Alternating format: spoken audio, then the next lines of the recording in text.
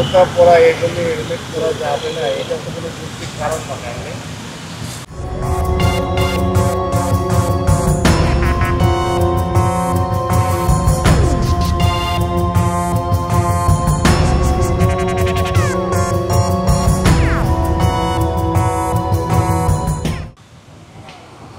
যদি ইনকেস অ্যাক্সিডেন্ট হয় তখন তো বোরকা আছে কিংবা বোরকা নাই এটা তো কোনো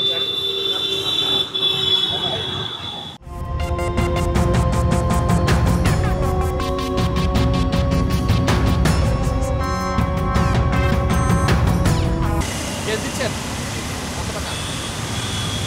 যদি এই গাড়িতে মামলা খাওয়া থাকে 2000 আসবে, নাই, নাই। 1000 আসবে, তাহলে 1000 আসবে। হ্যাঁ, তাহলে 1000 আসবে।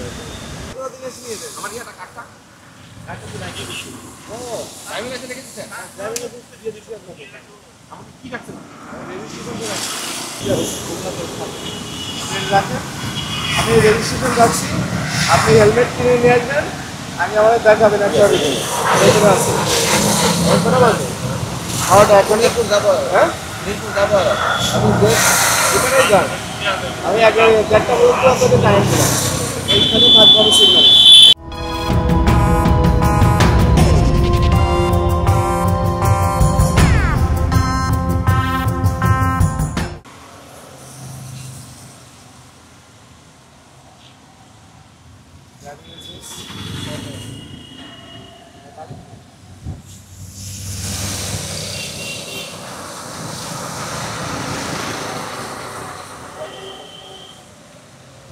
আপনাকে যাইতে হবে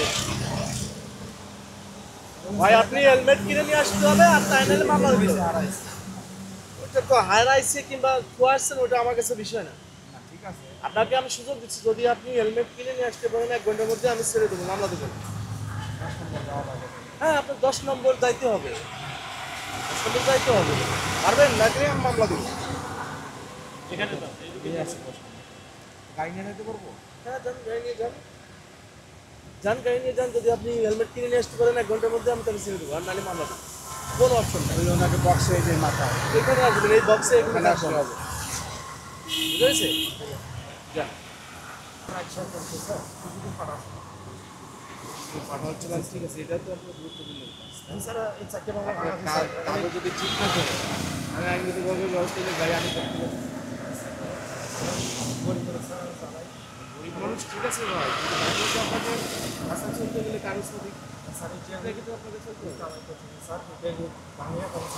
আপনি জিডি করছেন ওকে ফাইন, এটার মামলার ডেট আছে, ঠিক আছে, সমস্যা নেই, কিন্তু এই জিডি কপি আপনাকে ট্রাফিক অফিসে যে ক্লিয়ারেন্স নিয়ে এই কপি নিয়ে আপনাকে বিআরটিতে যাইতে হবে, বিআরটিতে যেয়ে আপনাকে টাকা জমা দিয়ে ওই কাগজ তুলতে হবে। স্যার আমি চাকরি দিয়ে মামলাটা শেষ করে বলে আপনি বড় করবেন, যান ওটা গায়ে তারপরে কাগজ তুলে নেওয়া, ঠিক আছে? মানে মোহাম্মদপুর থেকে হ্যাঁ মোহাম্মদপুর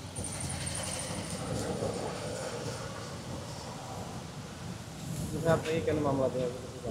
আমার আসলে জানা ছিল না, মানে গাড়ির ওই ইয়ে কাগজ ফেলতে স্মার্ট কার্ডটা মানে এখন আনি নাই, কাগজ ফেল আর কি। অভিযানকে আপনি কীভাবে মূল্যায়ন? কিছু তো বলতে পারতেছি না এখন, আমি আসলে ওই ওই হিসাবে আর কি জানা নাই, আমি বাইরে এনে তো কোথাও, কিন্তু এই কারণে আর কি ওটা আমার জানা ছিল না আর কি। এইটাই সমস্যা নাই, ঠিক আছে, কিন্তু আমার ভুলের কারণে তো এটা হয়ে গেছে, আমি গেলে অবশ্য কার্ডটা আমি নিয়ে আসতে পারতাম। দিনে আপনাকে অরিজিনাল কার্ডটা দিলে অরিজিনাল ওনার কাছে বলছেন আমরান স্যারের সময় দিলে এখন ওনার আমি ফোন দিতে চাইছি 3 দিন যাবো তাইলে আপনি কেন গাড়ি নিচ্ছেন কেন? আর দিবে না একটা গাড়ি কিনছেন, গাড়ি মালিক যদি আপনাকে ট্রান্সফার করে না দেয় তাহলে আমরা আপনি হচ্ছে দোকান মালিকদের কাছে আমি কিন্তু দোকান মালিকের কাছে সে তার নাম্বার আমাকে দিয়ে দিচ্ছে আপনি দোকান মালিকের নামে আপনি যে মামলা করেন, ওই এলাকায় যে থানা আছে, থানার মাধ্যমে যে আপনি জিডি করে মামলা করেন যে আমি গাড়ি কিনছি আমাকে মালিকানা ট্রান্সফার করে দিচ্ছে না, সেটা করেন, তাই না? আপনি যে গাড়ি কিনছেন সেই ডকুমেন্টসটা আমাকে দেখান কেন? জি আছে আছে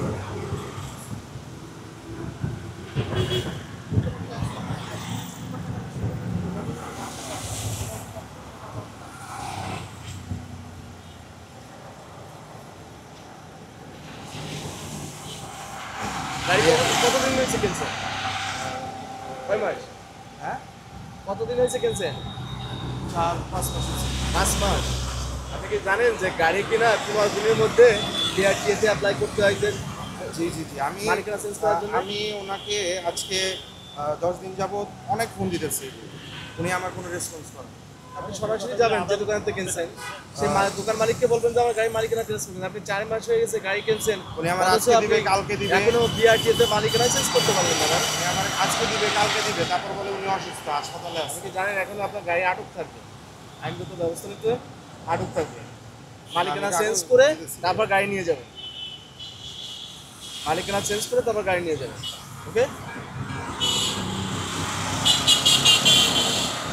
প্রত্যেকটা ড্রাইভারদের, চালকদের, তাদেরকে অবশ্যই গাড়ি কাগজ চেক করতে হবে। সেই ক্ষেত্রে আছে মোটর সাইকেলের ক্ষেত্রে আপনার registration, tax token, driving licence.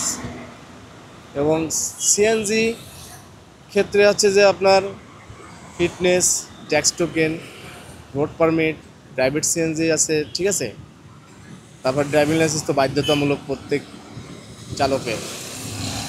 আর হচ্ছে যে আপনার যে কমার্শিয়াল যে গাড়িগুলো, বাস, ট্রাক, ওভারভ্যান, সেই ক্ষেত্রে ফিটনেস, ট্যাক্স টোকেন, রেজিস্ট্রেশন, আর রোড পারমিট, আর ড্রাইভিং লাইসেন্স।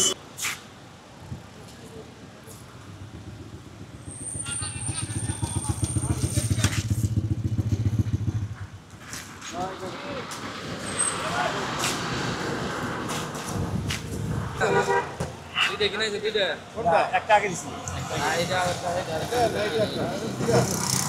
আপনি হেলমেট কিনে নিয়ে আসেন, আপনাকে ছেড়ে দেবেন জরিমানা না করে দেবো। বুঝছেন? নেক্সট টাইমে হেলমেট ছাড়া বেরোবেন না। আসলে আমি সবসময় হেলমেট ব্যবহার করি। আনফর্চুনেটলি হেলমেটটা সামনে একজন নিয়ে গেছে, যার কারণে এরকম ঘটনা ঘটছে। তা তার না হয় এবং সবাই উচিত যে হেলমেট পরা উচিত আর কি, আমি মনে করি। এবং সেটা আমি কেনাতে ভালো হয়েছে আমার জন্য।